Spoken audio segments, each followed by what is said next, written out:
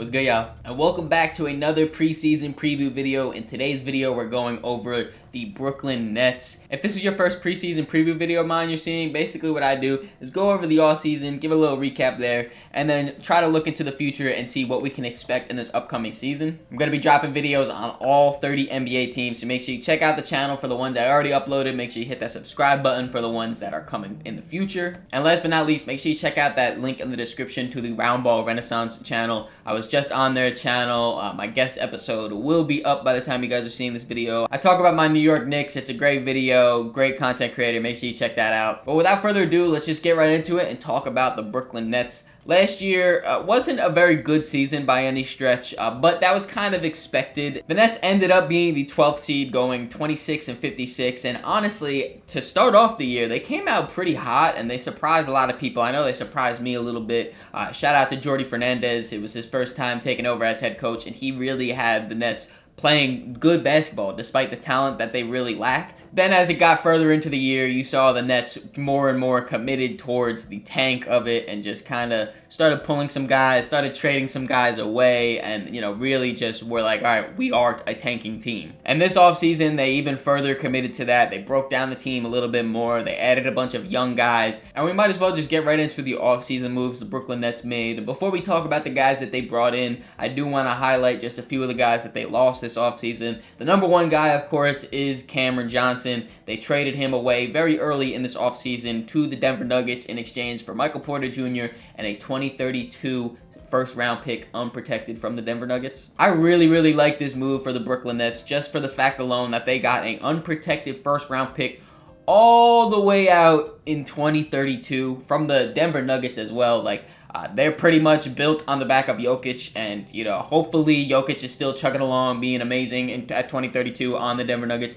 But we all know crazy stuff happens in the NBA, so you really never know that far into the future what the Nuggets are going to look like. So the fact that they got unprotected first round pick for just Cam Johnson, he's a good player, don't get me wrong, but that's a very valuable first round pick in that. Part of it obviously is taking on the contract of Michael Porter Jr. too, and we will talk about him in a little bit. But again, all in all, for just giving up Cam Johnson and then getting back, especially that first round draft pick, I think it is perfect and it fits what the Nets are trying to do. Like I said, they're trying to just get a lot of this talent that doesn't fit the timeline out the door, get as much assets as they can, and then kind of just go from there. And they got an incredible asset back for Cam Johnson. D'Angelo Russell is also going to be moving on to a new team. He signed a new deal with the Dallas Mavericks. So his short stint back in Brooklyn was just that, very short. He got traded there at the trade deadline. And then now he'll be on his new team. Shout out to D'Lo, though. It's pretty much just the same thing as the Cam Johnson situation, where he just obviously does not fit the timeline here. So it makes sense for Brooklyn to just allow him to walk and sign to wherever he deserves. Last but not least, they also lost Trendon Watford in free agency. He signed a new deal with the Philadelphia 76ers. And shout out to Trendon Watford. I do kind of like him as a player. I think he's pretty good as just your backup four. In the last few seasons, that's exactly what he did for Brooklyn. He was just coming off the bench, giving them some production. He's nothing crazy as a player, though. No disrespect to him. But when you look at the talent that Brooklyn brought in this offseason, it kind of makes sense that, again, they just want to get a little bit younger. Now we can talk about who's coming to Brooklyn, and this is where the fun begins because the Brooklyn Nets had a very busy offseason.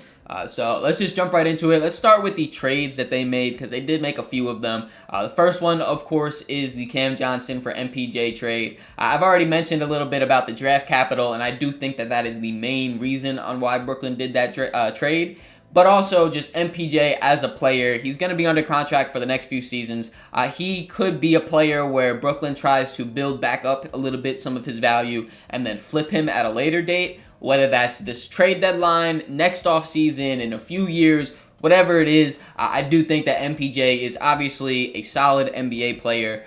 So I do think that his contract is what brought his value down a little bit, especially in Denver, since they're so strapped for cash. I definitely could see Brooklyn looking at him, though, as a guy that they can, again, build up some of that value, having the ball in his hands a bunch with a lot of opportunity this year. Get him to look a little bit better than what he is, maybe. Hopefully another team bites on them and they can just stack even more assets on top of that. The Nets were also very quietly a part of the Kristaps Porzingis trade. They helped facilitate that trade by bringing in Terrence Mann and taking on his contract. They also got the 22nd overall pick from the Atlanta Hawks for taking on that contract of Terrence Mann. We'll talk about who they selected with that 22nd overall pick in just a second. But Terrence Mann comes here, and again, kind of like MPJ, but to an even lesser extent. He got traded because he has a little bit bigger of a contract than the production he gives. Here in Brooklyn, though, there's plenty of opportunity to go around. So, again, maybe the Nets are looking to kind of build up some of his value to maybe flip him later.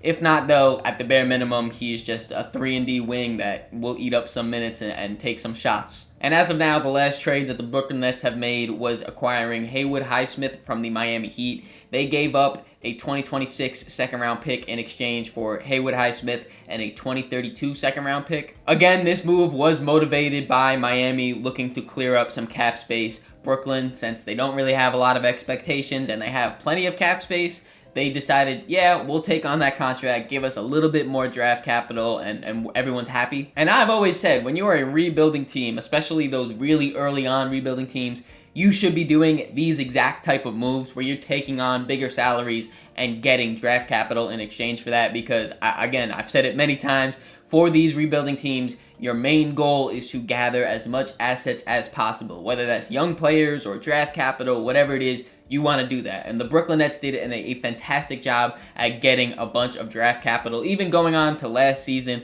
where they acquired a bunch of first-round picks in the Mikal Bridges trade, or they acquired their own first-round picks back from the Houston Rockets. The Nets have been doing a great job at acquiring this draft capital, so I definitely have to tip my cap a little bit to them for that. Speaking of draft capital, though, this is where things change a little bit for me when I think about the Brooklyn Nets offseason, because when you look at their draft, it was not good by any stretch of the imagination. They went into this draft with 5 first-round picks. They originally had 4, but again, they got that 22nd overall pick from the Atlanta Hawks. So they went in with 5 first-round picks, and they drafted 5 first-round players. That is just insane to me. I don't know how you expect to bring in 5 rookies, let alone 5 first-round draft picks in 1 year. They definitely should have traded away at least 2 to 3 of these picks for future draft capital. So I'm not happy about the Brooklyn Nets for this aspect of their offseason. Regardless, though, what's in the past has happened. They did end up drafting these 5 rookies. So let's talk about them. Since this is a little bit weird and there's so many, and also because I see a lot of similarities between these players, I'm going to talk about 3 of these draft picks all together. The first is Jaeger Demon. He was drafted 8th overall. Then they also drafted Nolan Traore with the 19th overall pick. And then at 26, they drafted Ben Saraf. So you might be asking, what do these 3 players have in common? Well, they all are ball-dominant point guards or lead guards. They are best with the ball in their hands. They all have pretty good size, to varying degree, but pretty good size. They all are playmakers at heart, and they definitely, their biggest strength is playmaking. And then they all struggle to score the ball. Now, obviously, they're all not carbon copies of each other. Like, they do have those similarities. But Jaeger Demon, he is the biggest out of all of these guys. He's got about a 6'8", 6'9" body. So he's able to use his size to his advantage to read the defenses a little bit better, post up a little bit too. So, you know, that's what makes him a little bit different. Then you have Nolan Traore, who's a little bit more of a shifty, quick type of guard where he'll get his playmaking aspect out of it by breaking down his defender, getting around him, pick and roll, you know, coming off that pick real fast, getting downhill. That's where his biggest strength is. But you might be asking yourself, why would you draft 3 of that same archetype where they all need the ball in their hands, they all struggle to shoot the three-point shot? I don't really know. Again, I don't know why the Brooklyn Nets decided to draft 5 first-round picks to begin with. And they decided to use 3 on all pass-first point guards that can't really shoot. I will say, obviously, none of these guys has played a NBA minute yet, so I don't want to write them off at all. I'm just reading the draft report that I've been seeing, and that's what I've been seeing. The other 2 draft picks the Nets had, though, weren't a part of that archetype. With the 22nd overall pick that they did acquire from the Atlanta Hawks, they drafted Drake Powell. He is way more of a defensive-oriented, kind of just off-the-ball wing. He's very versatile defensively. He's got great size, being 6'6", with a 7-foot-long wingspan. He's also has super quick feet, so he's able to guard pretty much 1 through 4. And although he's not looked at as a super reliable shooter, he had a very good freshman season shooting the 3-ball, especially off the catch and shoot.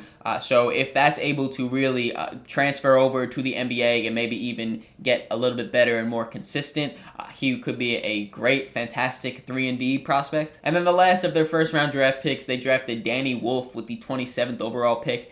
Danny Wolf might low-key be my favorite of their first-round draft picks, though, just because he is a super interesting prospect. He's a 7-foot center / power forward. Like, obviously, he has the size to play center, but also he has a lot of perimeter skills that make it so he can play more of the 4 as well. He can shoot the 3-ball pretty well, about 33% for his college career. Not on anything crazy volume-wise, but it looks good when he is shooting the ball. He's also able to move around the perimeter with the ball surprisingly well for his size. Off the dribble, he's able to control the ball, but then also he has a little bit of quickness to him, which makes him, again, just a really intriguing prospect. He's a solid rim protector and shot blocker with his 7-foot frame, and then also he can read the defense and play make a little bit. I will say he does turn the ball over a little bit more than what you'd like, but he keeps his head on the swivel and has the IQ to make the right pass. This has got to be the longest segment of any team where I'm talking about their additions. Again, I told you, the Brooklyn Nets were very busy this offseason. We still have to talk about free agency, though, where they did make some moves. The only real guy that they signed in free agency that's coming in is Ricky Council. He got waived by the Philadelphia 76ers, and the Nets scooped him up on a 1-year veteran minimum contract. And then, although it's not technically additions, the Nets did re-sign some of their own free agents, including Zaire Williams, who signed a 2-year, $12 million contract. That second year is a team option, though, so he'll be making about $6 million a year. They also brought back Day'Ron Sharpe on a very similar contract, a 2-year, $12 million deal, except both of those are just solidified years, no team option, no player option. And then the move that really sparked me to make this video, because I was waiting on it for this entire offseason, Cam Thomas finally re-signed with the Brooklyn Nets on a qualifying offer. It is a 1-year, $6 million deal with a no-trade clause. And I know this segment is getting a little bit long, but I do want to just talk about Cam Thomas for a second. I know he's a very polarizing player, but I personally think he got disrespected by the Brooklyn Nets this offseason. It was reported that the Brooklyn Nets offered him a 2-year, $14 million a year contract with a team option as that second year. That, to me, is extremely disrespectful. I know a lot of people see $14 million a year and they think, oh, that's a lot of money. Nowadays, that is not that much money. Caris LeVert makes $14 million a year.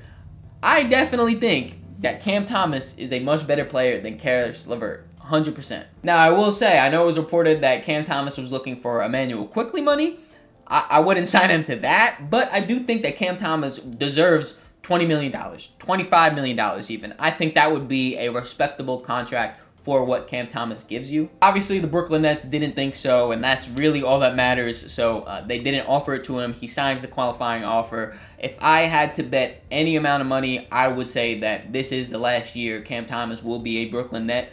I feel like if I was him personally, I would be a little disrespected by the offer and the fact that I have to sign to the qualifying offer. I wouldn't really like that. So regardless of the good year, bad year that he has this year, I can almost guarantee you he will not be on the Brooklyn Nets this next season. And now that we recap the very busy offseason of the Brooklyn Nets, let's take a look at a potential rotation we could be seeing this year. In the starting lineup, we have rookie Jaeger Demon, Cam Thomas, Zaire Williams, Michael Porter Jr., and Nick Claxton. Then off the bench, we have Nolan Traore, Terrence Mann, Haywood Highsmith, Jalen Wilson, and Day'Ron Sharpe. So with a rebuilding team like Brooklyn, it is a little bit weird to try to make a potential rotation or a 10-man lineup that they will be running, because if we're just being honest, it's going to be very fluid. They're going to be having guys in and out of lineups, maybe trading some guys, maybe some guys called up from the G League, some guys hurt, obviously. It's going to be a very fluid thing. This is just on day one, if I had to pinpoint anything,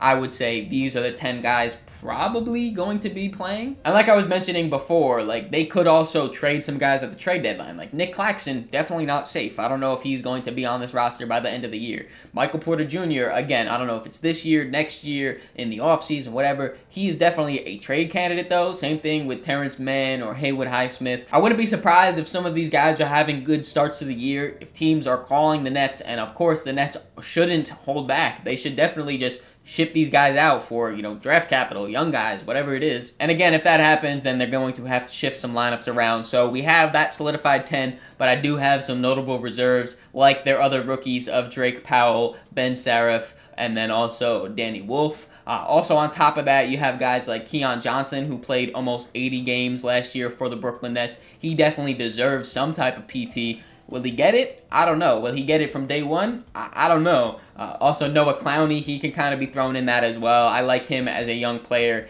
Where does he fit in this roster?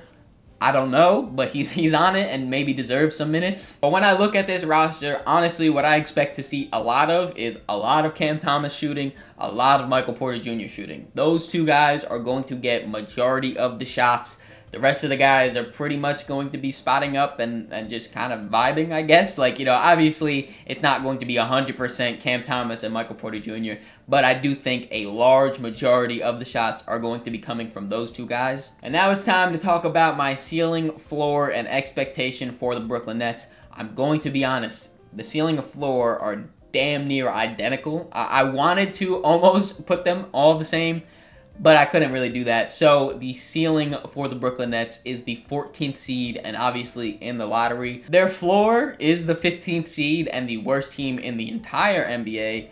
And then my expectations for them is the 15th seed and then the bottom 2 team in the NBA. I'm not too sure just yet if I think the Brooklyn Nets or the Utah Jazz are going to be the worst teams in the league, but it's going to be one of them, so that's what I'm expecting. I know this preseason preview video was a little bit weirder. It's definitely more focused on the moves and not so much on what we expect this year. But honestly, I don't expect much from the Brooklyn Nets, as you guys see from my floor, ceiling, and expectations. I do think that it's going to be a long year for Nets fans. I don't think it's going to be the prettiest basketball. Hopefully, though, we see some of these young guys progress and develop and start to see more of a direction for this Brooklyn Nets rebuild. Hope you guys enjoyed this video. If you did, make sure to leave it a like, subscribe so you don't miss the next one. In the description, there's links to all my social medias, so make sure you follow me on all those to keep up to date with me. Catch y'all.